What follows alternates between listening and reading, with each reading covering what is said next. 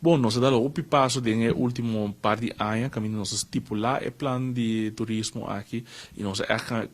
encaminhar com o fervor para lograr certos estados que nós põe dentro para pessoa que é bom para nós mencionar que o turismo está o setor mais grande de nossa economia.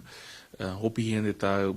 como dizer diretamente ou indiretamente e pensei é bom para nós fortificar e assim de maneira que é echt trazer benefício para a gente nossa comunidade e para todos os que está dentro. Então, se é a razão também de que nós vai assim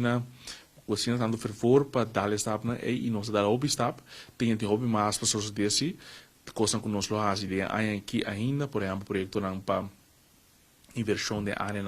público, por exemplo, Caia Grande, de Bachelor Beach, a área caminha interior de prisão, também a área que aqui nós invertimos o pedido, mas também a intenção da outra área nós seguir invertir nos área